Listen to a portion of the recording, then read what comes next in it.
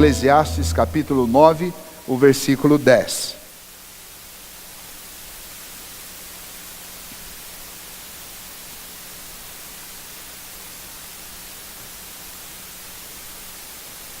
Eclesiastes capítulo 9, o verso 10. Vamos ler todos juntos? Leiamos. Tudo quanto te vier à mão para fazer, faze-o conforme as tuas forças, porque no além, para onde tu vais, não há obra, nem projetos, nem conhecimento, nem sabedoria alguma. Oremos mais uma vez. Senhor nosso Deus, ajude-nos a aprender com o texto de sabedoria da tua palavra, deixado para a nossa instrução, que devemos, ó Deus, considerar em nosso coração, pois as verdades da tua palavra são, ó Deus, absolutas e devem ser consideradas ao longo da vida para o bem daqueles, ó Deus, que buscam diante do Senhor a direção e a bênção tua sobre tudo que fazem. Assim, ó Deus, diante do Senhor suplicamos pela tua direção, para que o Senhor fale conosco. É o que nós pedimos em nome de Jesus. Amém. O livro de Eclesiastes foi um livro escrito com um tom dentro da Bíblia, onde você vai encontrar 66 livros. O livro de Eclesiastes, ele é único no que diz respeito ao tom cinzento pelo qual ele foi escrito e como ele aparece e soa aos nossos ouvidos. Eclesiastes não é um livro alegre, de jeito nenhum. Eclesiastes não é um livro otimista, de jeito nenhum. Eclesiastes é um livro escrito por um velho, bem velho, cansado e desanimado com muitas coisas que ele viu ao longo da vida. Eclesiastes é o resultado de alguém que disse lá no primeiro capítulo, o autor, que quanto mais aumenta o conhecimento, mais aumenta também a tristeza. Quanto mais você sabe da vida, você não vai ficar mais alegre, não vai ficar mais contente. Muito pelo contrário, quanto mais se sabe sobre a vida neste mundo, isso vai trazer mais descontentamento para você. A gente é extremamente animado quando a gente está na adolescência e sabe pouco sobre a vida. Quando você chega na juventude, esse ânimo ele já vai reduzindo um pouco. Quando você chega na vida adulta, alguns até perdem 100% do ânimo. E alguns, os mais resistentes, que conseguem chegar um pouco mais animados na velhice, a velhice vai se encarregar de acabar com o resto do ânimo deles antes que eles morram. É assim que Eclesiastes descreve a vida. Quem está escrevendo é alguém que se autodenomina de Correler, ou seja, o sábio que fala à congregação. É o Correler. E este sábio é nada mais, nada menos do que Salomão. E aí sim a gente tem certeza que ele é sábio. Por quê? Porque este homem recebeu do Senhor o privilégio de lhe pedir o que quisesse, e Deus disse que faria. E ele pediu ao Senhor que ele fosse sábio. E Deus o fez mais sábio do que qualquer outro homem que já pisou essa terra, exceto, obviamente, o nosso Senhor Jesus Cristo. E ao longo da sua vida, e com toda a sabedoria que ele tinha, isso não significa que ele não tenha cometido alguns erros. Mas ao longo de sua vida, com toda a sabedoria que ele tinha, e ainda assim cometendo erros, ele pôde fazer um apanhado de conclusões a respeito de tudo sobre a vida. E quando ele chega ao fim de sua vida, depois de ser corrigido de muitos erros que ele cometeu, depois de se arrepender de muitas coisas que ele fez, quando chega ao fim da sua vida, ele escreve muitas conclusões sobre o que ele observou ao longo da sua jornada. Ele escreve o livro de Provérbios, ou boa parte dele, este apanhado de ditos de sapiência que são registrados na Bíblia sob esse nome de Provérbios. Ele escreve o livro de Eclesiastes, e esse sim, alguns historiadores e alguns comentaristas linguísticos da Bíblia, eles vão dizer que provavelmente esse livro foi escrito numa segunda-feira cinzenta, e foi escrito por alguém que estava de péssimo humor, porque o livro ele tem esse tom mesmo. Ele observa o mundo e o que ele vê não é nada bom e não é nada agradável. Então vamos observar um pouquinho do que ele diz sobre o mundo, que aqui no capítulo 9 aparece bem resumido, para entendermos então uma uma ordem, um imperativo que ele nos dá no versículo 10. O versículo 10 fala sobre como nós devemos viver, especialmente como nós devemos trabalhar. Uma vez que a gente estuda e a gente se forma numa corrida muito otimista e uma corrida muito objetiva para alcançar uma profissão, é por isso que vocês se formaram, é por isso que vocês, alguns estão fazendo vestibular, para ter uma profissão, para começar a trabalhar, para poder ganhar dinheiro e para poder construir uma porção de coisas. Este versículo 10, ele tem tudo a ver com você. E ele tem tudo a ver com qualquer um de nós, porque todos nós fazemos isso. Você está aqui agora à noite, depois de um dia de trabalho. Seja um trabalho doméstico em casa, ou seja um trabalho numa empresa, numa escola, numa instituição pública, você trabalhou ao longo desse dia. E então trabalho tem a ver com qualquer um de nós. E antes que a gente se envolva de maneira equivocada com o trabalho, ou para corrigir talvez um envolvimento equivocado com o trabalho, é interessante que a gente olhe para este versículo e veja como que Salomão lida com essa questão de trabalho. Voltando um pouco no tom do livro, quando nós lemos o livro e percebemos esse tom, a gente precisa entender por quê. O primeiro motivo é, sem dúvida nenhuma, porque Salomão está escrevendo no fim da vida dele. Lá no último capítulo de Eclesiastes, ele vai fazer referência de forma bem poetizada a como estava o estado físico dele. Ele fala que no fim da sua vida ele tinha carne para comer, mas ele não tinha mais os moedores para poder comer essa carne.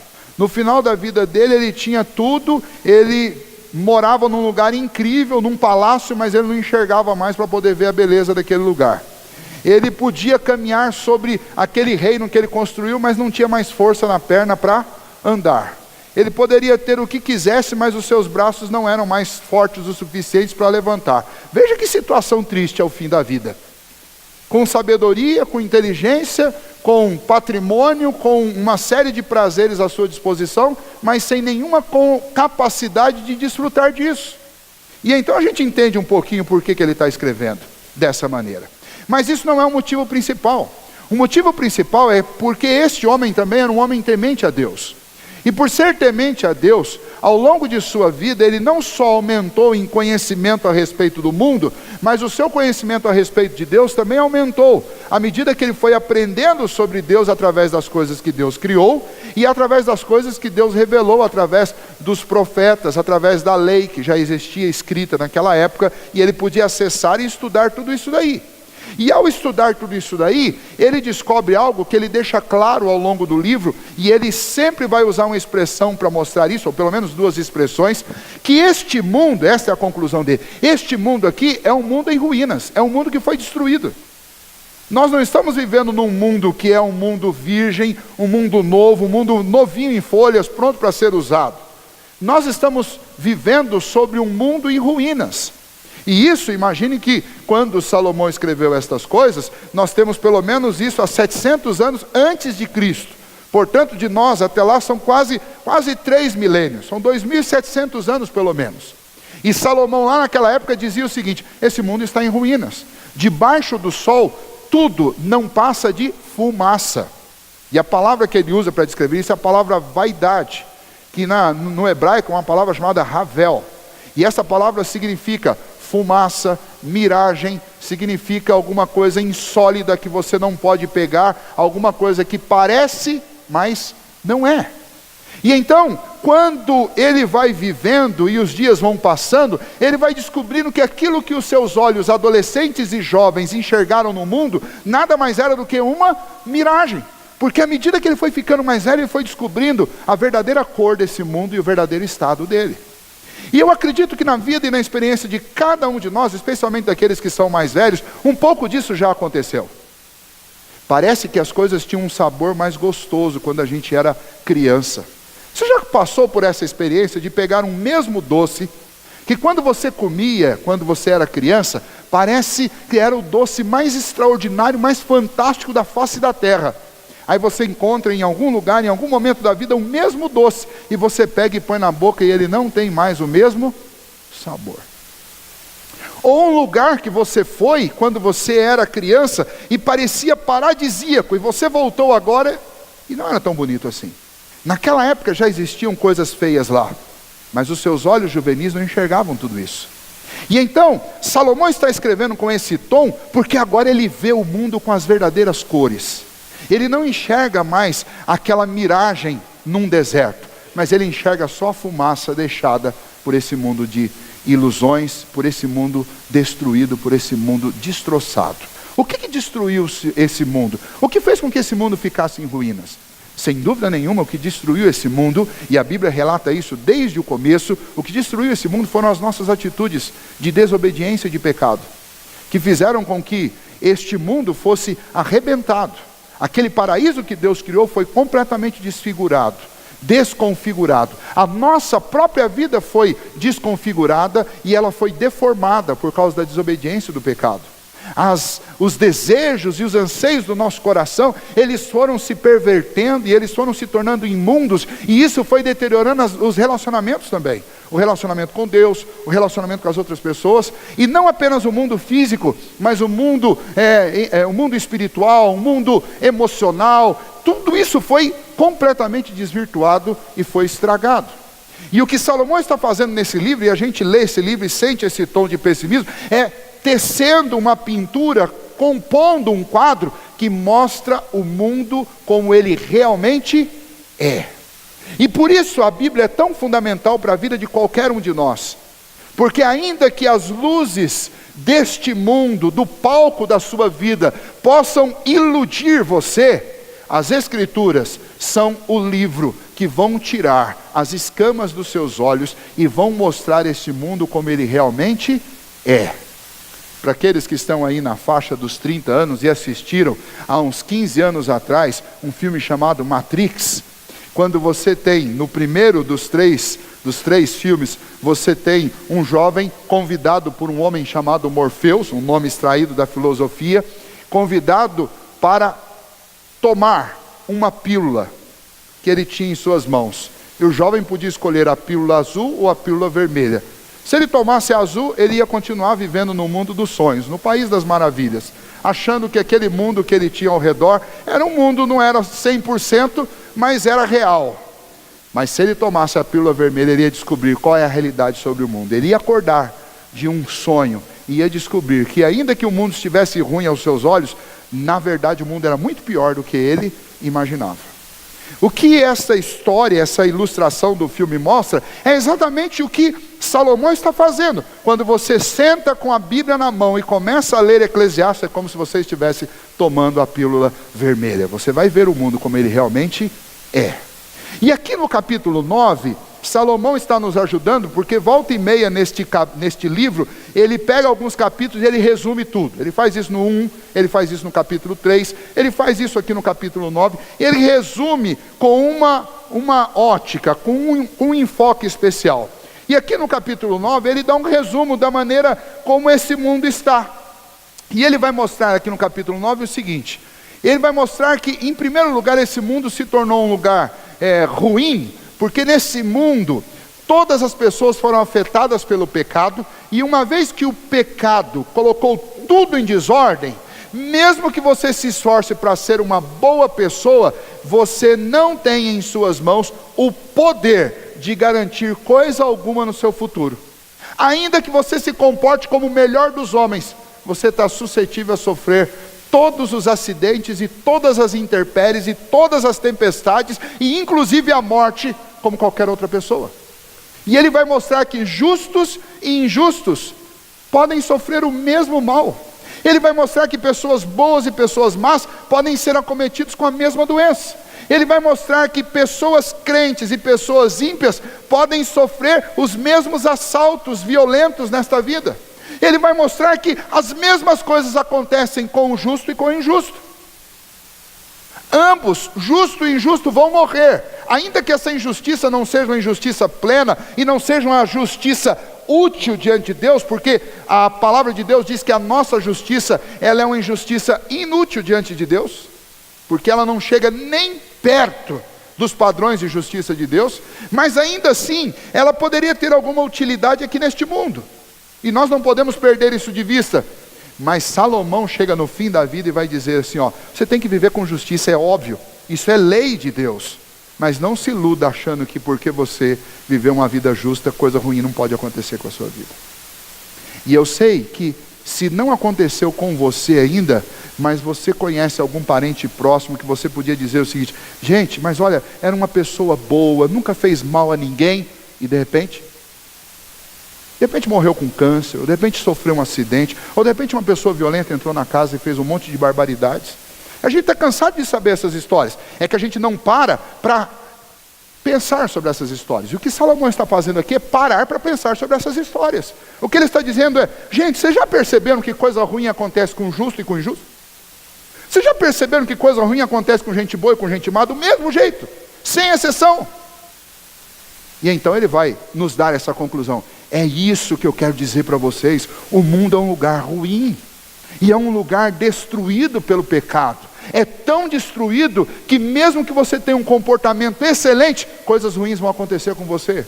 Porque nesse mundo em desordem, nada é garantia de nada. E essa conclusão não é boa, né? Você pode estar pensando: onde o pastor quer chegar com essas conclusões? Eu quero chegar no mesmo lugar que Salomão chegou com essas conclusões. Além disso, Salomão ele vai olhar para isso tudo e vai dizer o seguinte: mas ainda assim, eu não estou disposto a morrer, não quero morrer. E ele vai usar uma expressão que a gente já deve ter usado em algum lugar por aí, e você talvez nem sabia que está na Bíblia, né? Ele vai usar uma expressão chamada: mas ainda assim é melhor estar vivo. Mais vale um cão vivo do que um leão morto. Você já disse isso ou já ouviu alguém falando isso? O que ele quer dizer com isso? Ele quer dizer assim: olha, ainda que a gente saiba que coisas ruins podem acontecer com gente boa, ainda que a gente saiba disso, nenhum de nós quer morrer, porque é muito melhor estar vivo correndo risco do que estar morto não correndo risco de nada. Então viver é bom demais. Viver é bom demais. E se você chega a essa mesma conclusão que Salomão chegou, então nós estamos prontos para as afirmações que ele vai fazer a partir do versículo 7.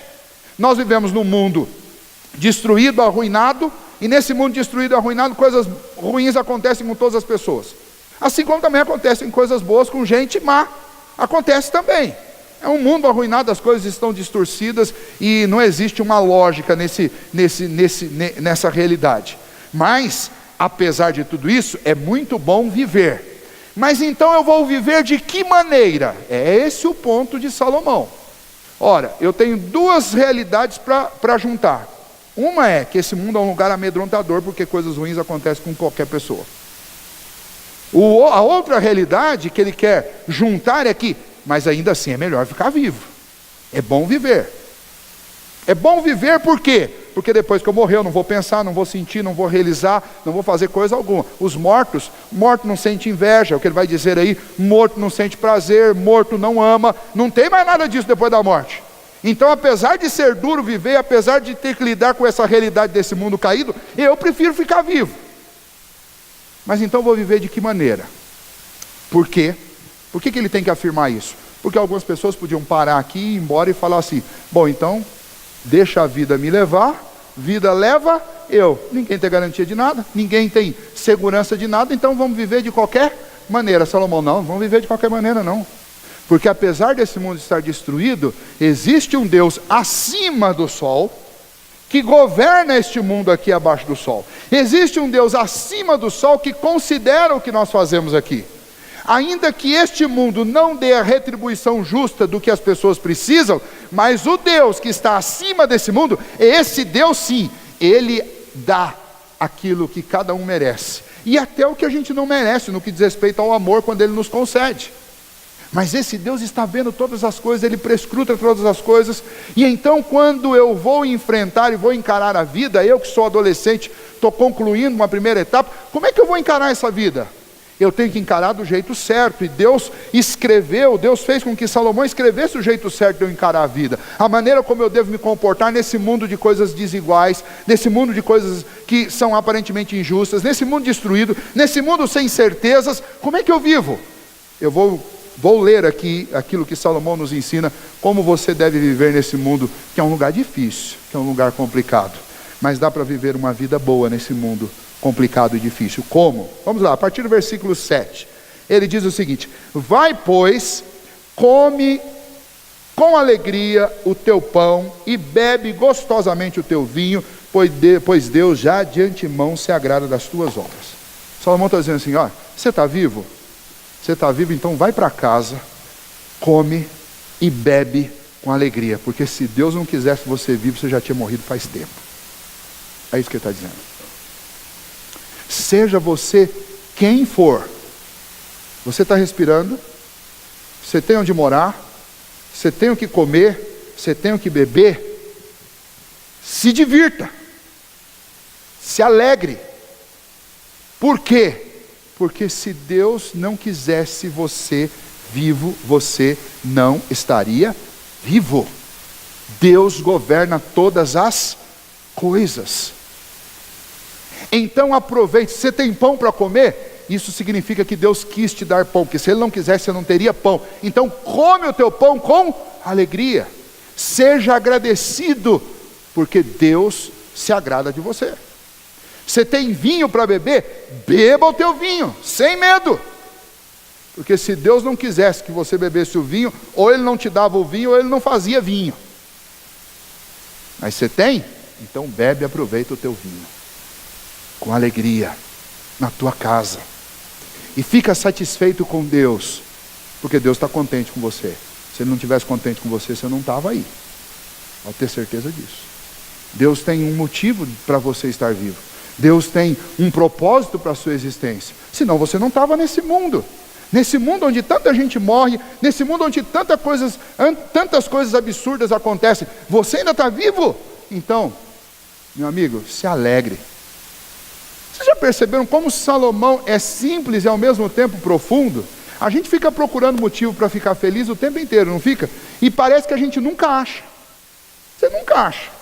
Você chega em casa, você fica emburrado, fica bravo por tudo enquanto é coisa e não se alegra pelo que você precisava se alegrar. Salomão não está falando do tamanho da casa, não está falando da qualidade da casa, não está falando do tipo de comida e da qualidade da comida, do tipo de bebida. Não tá... Bom, se bem que na bebida ainda cita ainda o vinho. Mas o que Salomão está dizendo? Você tem o que comer e tem o que beber? Cara, se alegra. Se alegra porque Deus já se agradou de você. Porque se Ele não tivesse se agradado de você, você não tinha nada disso. Então isso daqui é um tratado contra a tristeza, contra a raiva, contra a insatisfação, contra a murmuração, contra a reclamação. Salomão está dizendo, vai para a tua casa, porque esse mundo não vai dar em nada mesmo, esqueça. Isso daqui não vai sobrar pedra sobre pedra disso daqui. Isso daqui vai ser tudo destruído. Não se iluda com a vaidade desse mundo. Não se iluda com os holofotes, não se iluda com o brilho, não se iluda com o poder, não se iluda com o dinheiro, não se iluda com o patrimônio. Não faça a sua alma e o seu coração escravo, viciado em coisas grandes. Porque se você deixar que isso aconteça, você nunca vai ficar feliz. Porque você nunca vai achar algo grande o suficiente para você.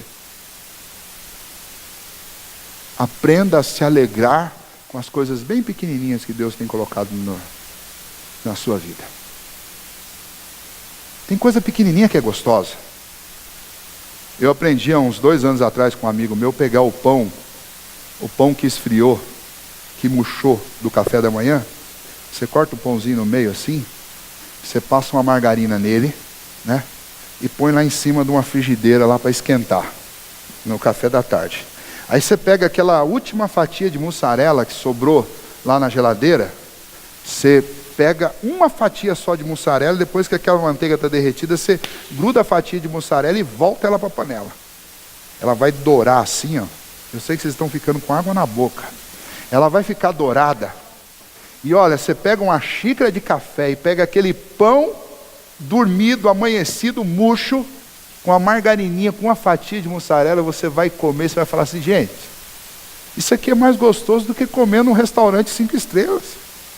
Estou dentro da minha casa, meu cafezinho quentinho, minha xícara, minha mesa, meu prato, meu pão, minha mussarela, e não tenho nem que colocar tênis, nem sapato, estou com o pezão no chão, sentindo o chão.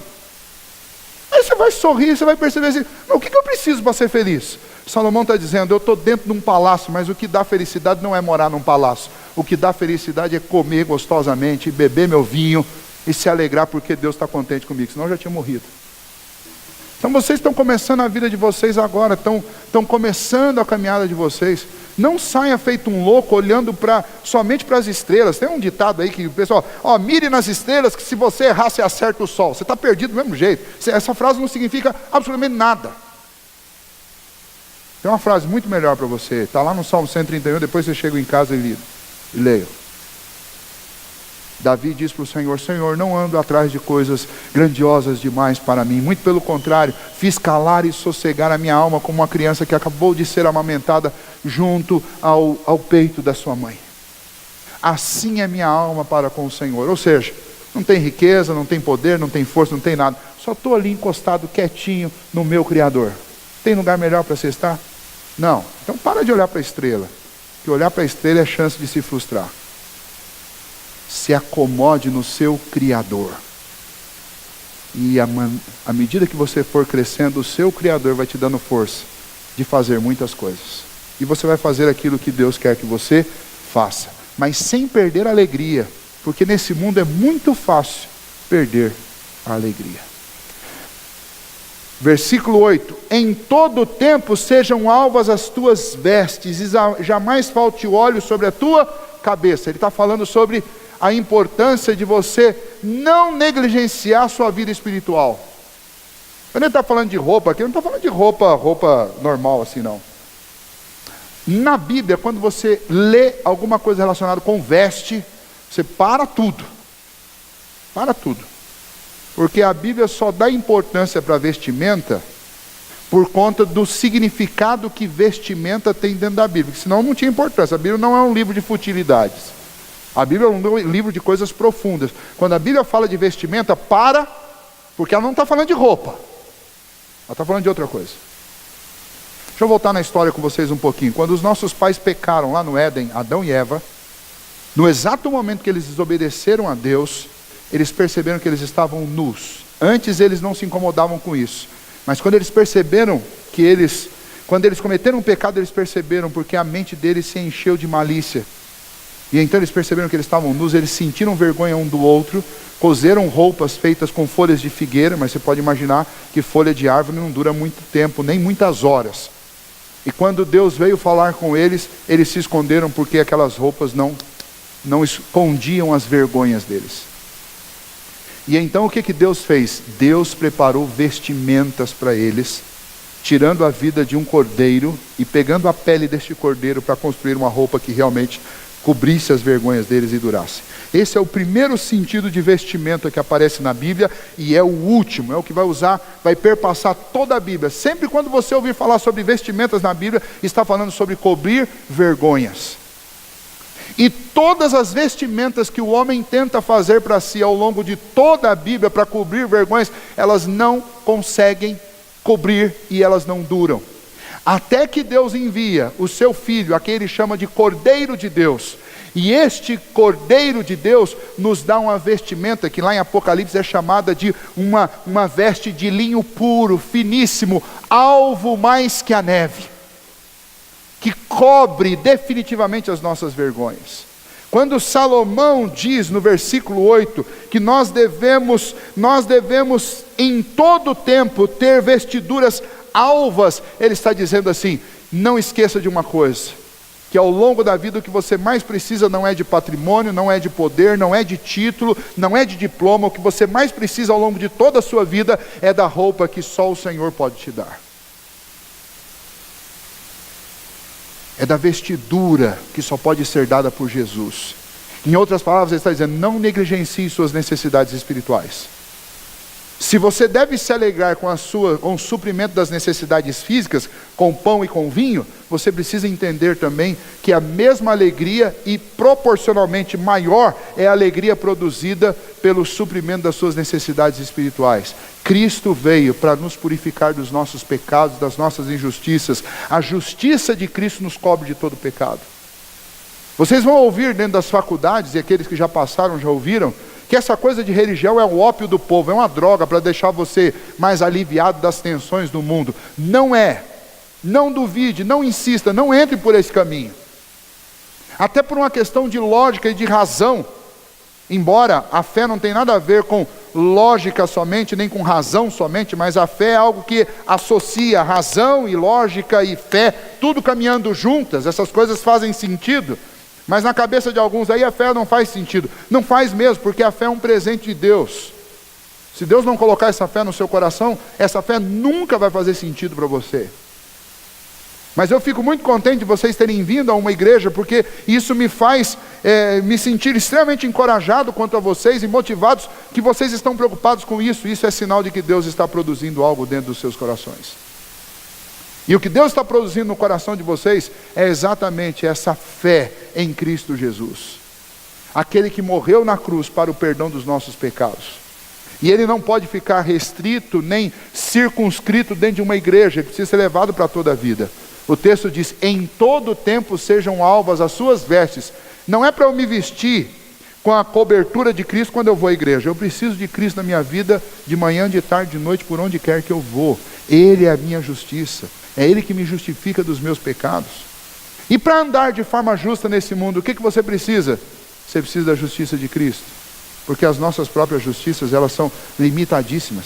Nós somos fracos nisso. Mas quando Salomão fala, e ele está falando aqui, ele não está falando de Jesus ainda, porque Jesus não tinha nem nascido, mas ele está falando usando essa temática que vem desde Gênesis, mas ele está falando de forma profética, inclusive, mostrando que o Senhor Jesus é aquele que realmente vai trazer vestes de alegria para o nosso coração. Vestiduras brancas, alvas mais que a neve. A ideia de derramar óleo sobre a nossa cabeça é a ideia do frescor e do refrigério. A única coisa que pode trazer refrigério para um coração cansado, aborrecido, entristecido, sobrecarregado de culpa por causa dos erros que nós cometemos, o único óleo que pode limpar isso é a presença do Espírito de Deus sobre a sua vida.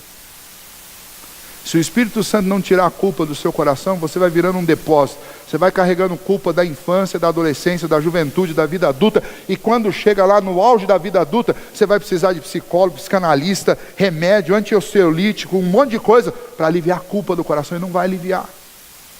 E não são poucos os caras bem-sucedidos na vida que pegam um revólver e tiram a própria vida, porque não aguentam o que tem do lado de dentro. Eles têm tudo do lado de fora, mas não tem nada do lado de dentro. Seu coração não passa de um vazio. E um vazio atormentado pelos fantasmas da culpa. E Salomão, que sabe muito bem o que é isso, porque ele fez um bocado de bobagem, ele vai dizer, sobre este mundo caído, as coisas estão em tamanha desordem, que você precisa cuidar não apenas do seu corpo físico, da sua mente, mas você precisa cuidar principalmente do seu coração. Em todo o tempo sejam alvas as suas vestes. Ir à igreja não pode ser apenas um exercício formal. Deixa eu ir lá na igreja essa semana, porque vai que Deus fique bravo comigo e eu não consiga passar na faculdade. Não é isso. Você precisa de um relacionamento íntimo e pessoal com Deus. Um Deus que está disposto a cobrir todas as suas vergonhas com uma vestidura preparada por Jesus Cristo, que pagou todas as dívidas dos nossos pecados lá na cruz, para nos dar o perdão e nos fazer justificados diante dele. É isso que ele está dizendo. E então, eu tenho que me alegrar com as provisões das necessidades físicas. Deus provisiona tudo e supre tudo isso. Eu preciso viver constantemente consciente de que Deus está provendo também cobrindo as minhas vergonhas e provendo roupas para mim, para cuidar das necessidades espirituais. E aí vamos lá, o versículo 9. Goza a vida com a mulher que amas todos os dias da tua vida fugaz, os quais Deus te deu debaixo do sol, porque esta é a tua porção nesta vida, pelo trabalho com que te afadigastes debaixo do sol. Está dizendo, estabeleça relacionamentos. Eu não te fiz para viver sozinho. Falar para os meninos e para as meninas aí, você não pode perder de vista, o maior sonho de um garoto e o maior sonho de uma garota tem que ser casar. Tem que ser. Casar. Tem que casar. Vocês não foram criados, nem por Deus, nem por nós que somos pais de vocês, para viver na nossa casa. A ideia é o seguinte, trabalha, ganha seu dinheirinho e dá linha.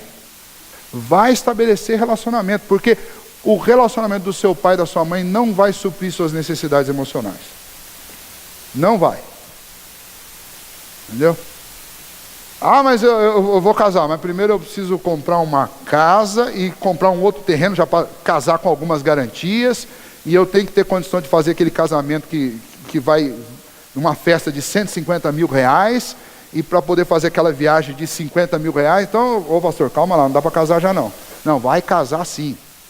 Porque para casar você só precisa de um cantinho seu com uma cama e um colchão. Pronto. É o que você mais precisa para casar. Você não precisa dar festa para um monte de gente que vai lá só para criticar a sua festa e depois ficar falando a vida inteira que faltou isso, faltou aquilo, acabou, não sei o quê. Gostoso fazer festa, mas não é o primordial. O mais importante do casamento é ter a noiva. O mais importante para o casamento é ter o noivo. Tem a noiva, tem o noivo? Então casa. Se você for fazer uma entrevista aqui com a maioria do pessoal mais velho aqui, pouquíssimos casaram tendo casa própria. Pouquíssimos. A maioria vai conseguir casa própria depois da vida adulta já. E agora esses camaradas que casaram sem ter casa própria, ficam enchendo a paciência dos filhos. Ó, filho, calme lá. Você só vai casar depois que você tiver casa própria. Que conversinha fiada é essa? É muito bom, se você tiver condição de ter. Mas se não tiver, não é isso que vai te atrapalhar de ser um bom marido, não. Nem de ser uma boa esposa. Tá? O objetivo é, Deus nos fez para quê? Para viver em casais. E não é casal, tá? Casal significa uma pessoa de um sexo e outra pessoa do outro. Essa palavra gênero para mim não significa absolutamente nada. Eu recuso com todas as minhas forças a palavra gênero. Gênero não serve para nada. Eu não conheço gênero, eu conheço sexo masculino e sexo feminino. E como a Bíblia aqui, lembra que a Bíblia ela usa uma linguagem masculina, então se alegra com a tua mulher. Significa o quê? O homem vai lá, arruma a mulher e vai desfrutar do que Deus fez com a sua esposa. A mulher arruma o marido e vai desfrutar do que Deus fez. Isso é muito mais prioridade do que construir patrimônio, do que ter mestrado, doutorado, MBA e mais uma porção de outras coisas. Prioridade da sua vida não é essa, porque nenhum diploma vai suprir o calor, para vocês meninos, nenhum diploma vai suprir o calor de uma mulher do seu lado. Para vocês meninas, nenhum diploma vai suprir os braços musculosos de um homem ao seu lado, protetores e cuidadosos. Então não é um diploma que vai te ajudar, o que vai te ajudar é um esposo. E para os dois, para o moço e para a moça, não existe patrimônio nessa terra que te dê tanta alegria quanto um filho, que te dê tanto trabalho também, mas nada supera a alegria de um filho. Então vejam só, Deus estabeleceu um modelo que sempre funcionou. Estão tentando estragar o modelo agora, mas não vão conseguir, porque ninguém estraga aquilo que é feito por Deus. Ninguém tem poder para isso, mas tentam. Agora, o objetivo, talvez vocês não vieram aqui pensando que iam ouvir isso, mas o objetivo para esse é isso mesmo. É óbvio que a palavra de Deus deixa claro também que tudo tem o seu tempo debaixo do sol. Tem o tempo de tudo. Vocês estão no tempo de estudar? Quem aqui convive, os que frequentam a UPA, sabe que eu falo isso o tempo inteiro. Adolescente não é para estar estabelecendo relacionamento de namoro sério, não. Porque agora é hora de estudar. Como é que você quer estabelecer um relacionamento de casamento se você ainda vai ter que cumprir suas responsabilidades de estudante ainda? Tem hora certa para tudo. Mas não perca de vista.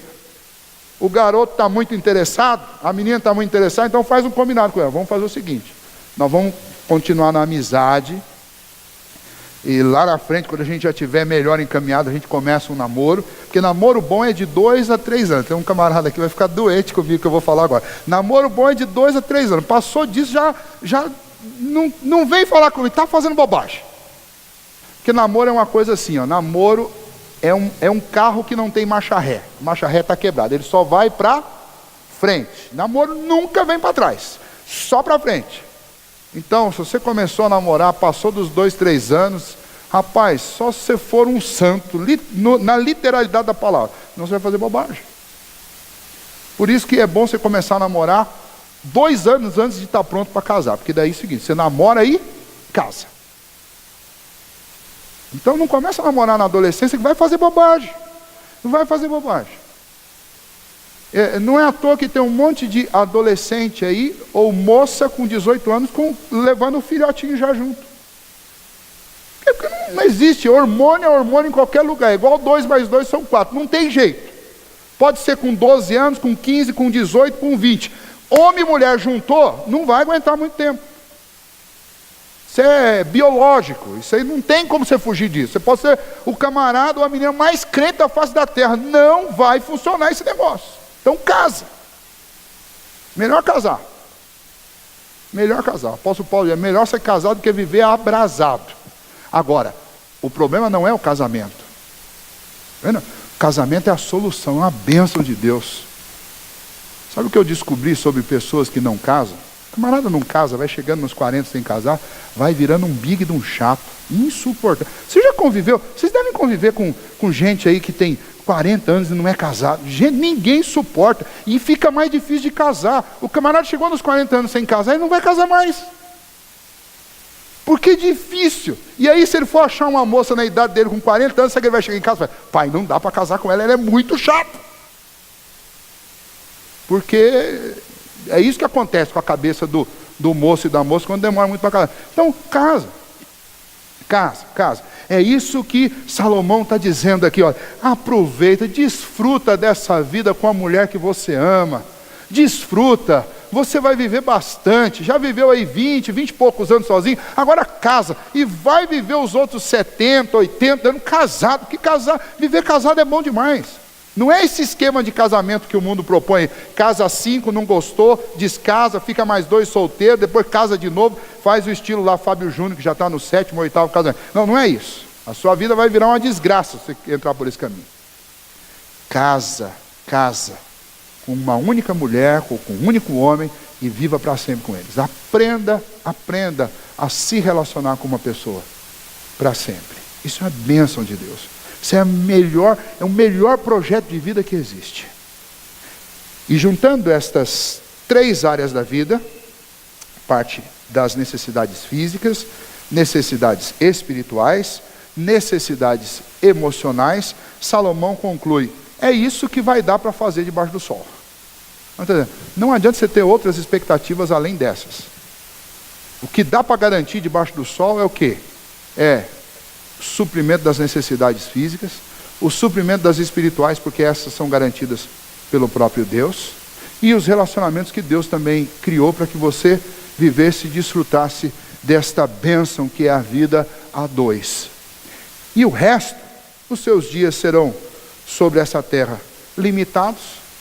Quando chegar a velhice, você vai se afadigar mesmo, vai ficar cansado, vai ter que trabalhar todos os dias da sua vida. Então, você tem estas 3 áreas da vida para viver.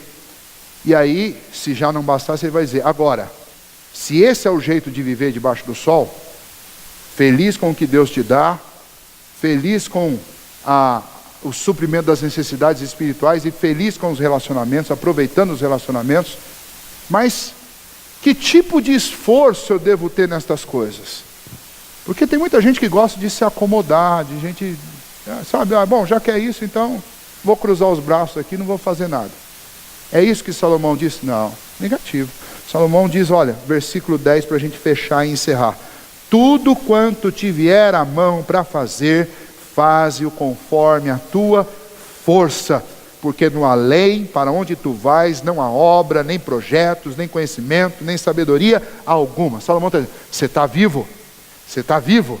Então é o seguinte, você vai pegar todas as suas forças e você vai fazer o melhor, com perfeição, no seu trabalho para suprir suas necessidades físicas, na sua adoração ao Deus que te cobre as suas vergonhas, e nos seus relacionamentos. Como é que você vai viver? Você vai viver fazendo tudo com mediocridade, mais ou menos? Não. Essa ideia de faze-o conforme as suas forças, pode passar a ideia de que o que Salomão está dizendo é assim, se você tem pouca força, faz com pouca força, se você não é muito forte, vai devagar para não estragar. Não é isso que Salomão está dizendo. Essa é a interpretação mais conveniente do texto, né? Mas não é isso que ele está dizendo. Ele está dizendo o seguinte, olha, se você é alguém que consegue levantar 100 quilos do chão, então você vai fazer tudo como alguém que consegue levantar 100 quilos do chão. O que ele está dizendo é, faça com todas as forças que Deus te deu. Aquilo que te vier a mão para fazer, faze com tudo que você tem. É para fazer de todo o coração, é para fazer de toda a alma, é para fazer de todo o entendimento. Então vocês, por exemplo, concluíram agora o 9º ano, ou concluíram o 3º ano. Como é que é para entrar lá no 1º ano do 2º grau, ou como é que é para entrar no 1º ano da faculdade? É para entrar fazendo as coisas mais ou menos? Não é para entrar fazendo as coisas mais ou menos. É para entrar fazendo as coisas na medida que você é. Eu duvido se eu perguntasse aqui, olha, me diz aqui, quem aqui numa escala de 1 a 10 é medida 5? Ninguém ia querer levantar a mão e falar, eu sou medida 5. Porque a gente não quer ser uma pessoa pela metade. A gente quer ser uma pessoa inteira. Então por que você vai entrar na faculdade e vai fazer as coisas pela metade? Por que você vai entrar no 2º grau e vai se comportar? Infelizmente, uma das perguntas mais comuns, eu já perguntei isso para o professor, qual é uma das perguntas mais comuns que você ouve numa escola no primeiro dia de aula? Professor, qual que é a média aqui nessa escola? O cara que pergunta isso, qual que é a média nessa escola aqui, já é o cara que merece sentar lá na última carteira e não dar muita atenção para ele. Porque ele está preocupado com o quê? Ele não está preocupado com ser o melhor, ele está preocupado com ser medíocre. Ele quer passar no corte do meio. Ou o sujeito vai fazer um vestibular lá, viu, qual que é a nota de corte aí dos últimos 3 anos? Cara, você vai se preocupar com a nota de corte? Você não tem que se preocupar com a nota de corte. Você tem que se preocupar com o seguinte, a prova tem quantas questões? Ah, são 100? Bom, então, eu tenho que me preocupar com o quê? Com 100 questões, não é com 75 questões. Ou com 65. Porque eu tenho que responder 100, eu não tenho que responder 65. Eles já ouviram eu falando isso quando a gente falou um pouquinho lá sobre princípios motivacionais. Deus não chamou você para ser o meio. Deus chamou você para ser o topo. Isso não tem nada a ver com triunfalismo, isso tem a ver com a obra-prima de Deus. Você é a obra-prima de Deus. Você não é criação de segunda de Deus, você não é o resto. Você foi feito pelas mãos do Criador. Não é possível que você vai se comportar como alguém que surgiu espontaneamente. Quem crê no evolucionismo que faz o que dá. Mas quem crê que você foi criado pelo Deus Todo-Poderoso, Criador de todas as coisas, você não pode se imaginar alguém de média. Você tem que se imaginar alguém que está na ponta. E é isso que esse texto está dizendo. Aquilo que te vier às mãos para fazer, faze-o conforme a sua força. Você tem força 10, você vai fazer no 10. Você não vai fazer se poupando. Tem gente que passa a vida inteira fazendo o seguinte, economizando como se tivesse alguma coisa para fazer mais para frente. Você não sabe se vai estar vivo amanhã. Então como é que você vai trabalhar hoje? Você vai trabalhar hoje com o seu melhor. Como é que você vai andar hoje? Você vai andar com o seu... Você gosta de correr? Você vai correr hoje poupando para quê? Para amanhã? Não, você vai correr hoje com o seu melhor. Você não sabe nem se você vai acordar amanhã. Então, prova, você vai fazer prova na sua escola, eu preciso tirar o 7 para garantir a média. Não, você não tem que tirar 7. Você veio adorar a Deus. Você que participa aqui da igreja, a gente não vem adorar a Deus para dar para Deus a metade. Quando você lê os salmos falam, louvarei o Senhor de todo o meu coração, de toda a minha alma, com todo o meu entendimento, está dizendo, eu vou dar tudo para Deus. Eu não vou dar metade de mim, eu vou dar tudo ao Senhor. Quando você se apaixona por uma menina, os meninos aí, ou quando as meninas se apaixonam por uma menina, você vai chegar para ele e falar assim, eu te amo, mas eu te amo assim, pela metade. Eu estou guardando aqui aquele amor, para a hora que aparecer um príncipe encantado. Ou para daqui 20 anos. Quando você vai fazer uma declaração de amor para uma menina, você vai dizer, eu te amo de todo o meu coração. Eu te amo mais do que tudo. O pai é o primeiro que... Eu te amo mais do que o meu pai. Te amo mais do que minha mãe. Eu te amo. E a gente quer mostrar que o amor não pode ser diferente nas outras coisas. É isso que Salomão está dizendo. O que tiver as mãos para fazer, faze-o conforme as suas forças. Fazem com tudo que você tem. Por quê? E ele vai dar alguns argumentos. Ele vai dar um argumento. O primeiro argumento dele é o seguinte: você tem que fazer isso por quê? Porque no além, para onde a gente vai um dia, mais cedo ou mais tarde todo mundo vai morrer. Lá não adianta se esforçar para mais nada. Lá não tem mais essa medição de esforço. Lá acabou. Você tem que estudar com tudo, a plena força. Por quê? Porque no além, para onde você vai, ninguém estuda mais nada. Acabou o estudo. Você tem que trabalhar com todos os seus músculos. Por quê? Porque no lugar para onde você vai, depois da morte, ninguém trabalha. Então, quando é que é a hora de fazer alguma coisa? É agora. É já. Quando é que vocês têm que serem os melhores? É hoje, é agora. Não dá para ser amanhã. Então não dá para viver essa vidinha de média. Essa vida de... A gente tem que fazer o melhor. Para a gente que é mais velho, já está com o cabelo branco, tá... nós temos que continuar fazendo o melhor. O dia que eu me contentar em fazer a média, aí eu vou ter que colocar lá como último sobrenome meu, medíocre. Porque é isso que quem vive na média é. Medíocre. E aí a gente fala, não, mas ô pastor, está xingando? Não, não é isso, não é xingamento. Isso é o nome que se dá para quem está na média. Não é um xingamento. Mas é tão ruim estar na média que quando a gente ouve essa palavra medíocre, a gente imagina que é um xingamento, né? Não é xingamento.